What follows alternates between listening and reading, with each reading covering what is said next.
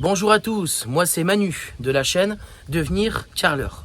Aujourd'hui on va parler du DTU et on va répondre à la question de à qui est adressé le DTU et dans quelles conditions on doit le respecter.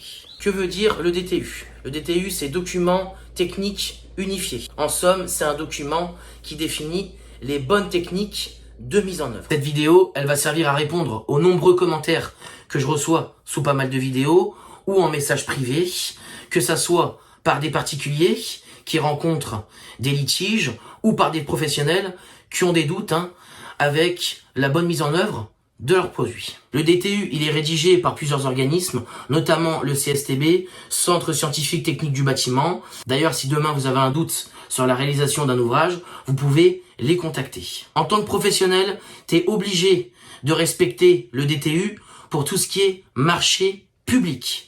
En revanche, pour tous les marchés privés, tu n'es pas obligé de suivre le DTU. En revanche, pour les marchés privés, en cas de sinistre, de désordre sur le chantier, s'il y avait une malfaçon ou s'il y a un problème dans le temps, si un expert passe et que c'est prouvé que vous êtes responsable de la mauvaise mise en œuvre des produits, alors on va s'en remettre au DTU. Personnellement, je pense qu'il est plus judicieux de bien respecter le DTU pour n'importe quel chantier, parce qu'on ne sait jamais ce qui peut se passer.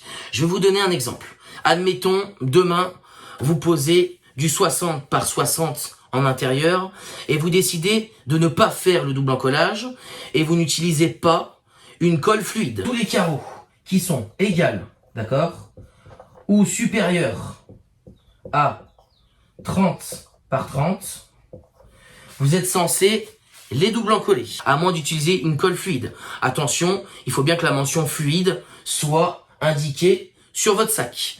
Tous les mortiers-colles ne sont pas fluides, et c'est pas le fait de rajouter un peu plus d'eau qui va le rendre fluide. Donc admettons qu'on réalise ce chantier en 60 par 60, en simple encollage, d'accord, en intérieur.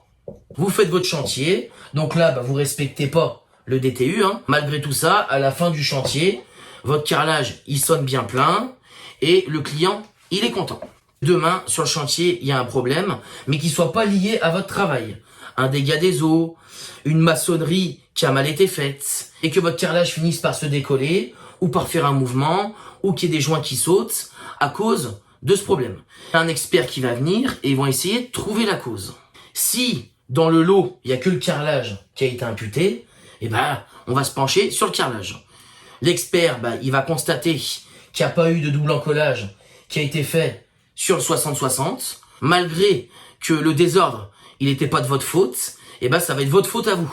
Parce que il y a un sinistre et vous n'avez pas respecté le DTU. Ça, c'est un exemple pour vous montrer que même si vous êtes sûr à 1000% que vous avez fait déjà des centaines de chantiers en simple encollage sur un 45-45 et que vous n'avez jamais rencontré de problème, si un jour il y a un litige qui vous est pas lié directement, mais que vous avez fait une mauvaise mise en œuvre, ça peut vous retomber dessus. Vous allez me dire oui, mais on a une décennale. La décennale, qu'est-ce que c'est? C'est une assurance. Au même titre que l'assurance que tu as pour ta voiture, tu vas avoir une assurance pour les chantiers que tu vas réaliser. Si demain tu as un litige et que tu n'as pas respecté le DTU, tu peux compter sur eux, ils vont pas te couvrir et ils vont tout faire pour se dégager de la situation. On va prendre un deuxième exemple. Vous posez un 60 par 60 en simple encollage et que vous respectez pas le fractionnement. En tant que client, vous pouvez vous poser des questions en se disant j'ai peur que mon ouvrage soit pas durable dans le temps, mais techniquement l'entreprise ou l'artisan, il a le droit de le faire puisqu'il n'est pas tenu de suivre le DTU. Donc là, vous n'avez pas le choix, vous avez signé un devis, vous êtes obligé d'aller jusqu'à la fin du chantier et de le payer. À la fin du chantier, vous n'êtes pas content de cette mise en œuvre et que vous faites venir un expert pour constater l'ouvrage. S'il n'y a pas de désordre qui sont apparus, l'expert, il pourra rien faire. D'accord? Puisque l'entreprise, elle s'est portée, entre parenthèses, garante de l'ouvrage qu'elle vous a réalisé. En tant que particulier, je pense que si vous choisissez une entreprise, n'hésitez pas à poser les bonnes questions sur la mise en œuvre des produits et à demander un maximum de détails dans votre devis. Comme ça, vous serez sûr en grande partie que l'artisan respecte le DTU. Maintenant, pour les entreprises qui décident de ne pas respecter le DTU, moi j'ai envie de vous dire, si c'est des petites surfaces, pourquoi pas? T'en as fait des milliers avant, tu sais qu'il n'y aura pas de problème. Si par exemple tu poses un 60-60 dans un sol de WC en simple encollage sans colle fluide, j'ai envie de dire pourquoi pas. Même si demain tu as un sinistre, tu pourras largement, avec tes fonds propres, refaire ce chantier. En revanche, sur un gros chantier, où on va commencer à parler dizaines de milliers d'euros, moi j'ai envie de dire c'est quand même beaucoup plus judicieux de respecter le DTU. Parce que là, en cas de litige, la décennale, elle va pas te suivre. Et puis au niveau de la trésorerie, il faut avoir vraiment une sacrée trésorerie pour refaire le chantier si c'est de votre faute. Nous, dans le carrelage, on a 3 grands DTU. On va avoir le 52.1, le 52.2, le 26.1 et le 26.2. Le 50.1, c'est la pose scellée. Le 52.2, c'est la pose collée. 26.1, c'est tout ce qui va être enduit et mortier. 26.2, ça va être tout ce qui est dalle et chape. Honnêtement, le 52.1, je pense que de plus en plus, on va finir par l'oublier. C'est ce qui concerne la pose scellée. Aujourd'hui, la pose scellée, on n'en fait quasiment plus. Moi, en tout cas, en tant que professionnel dans la rénovation et pour le particulier, je vois quasiment plus de pose scellée. La seule manière que j'aurais de faire une pose scellée, c'est si je dois poser de la pierre avec des différences d'épaisseur, où là, j'aurais pas le choix d'utiliser la pose scellée. Et encore maintenant, avec les nouveaux mortiers-colle qu'on a en forte épaisseur, on peut largement réaliser ce type de pose, même quand on a des carreaux qui n'ont pas la même épaisseur, et avoir un résultat satisfaisant et dans les clous.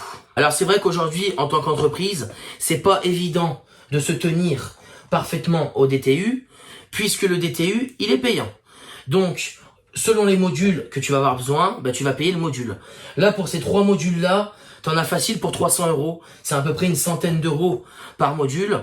Et il faut les racheter toutes les années. Parce que toutes les années, ils changent et ils sont modifiés. Moi, je trouve ça pas normal aujourd'hui, en tant qu'entreprise, qu'on n'ait pas accès au DTU qui nous concerne gratuitement. Je trouve même que le DTU, il est assez faible sur certains points. Notamment pour la pose en extérieur. Quand moi, je vois aujourd'hui que dans le DTU, on peut poser du carrelage en extérieur sur un dallage en terre-plein sans aucune préparation en amont. Ça, c'est un des exemples qui devrait pour moi être remodifié et être vraiment amélioré.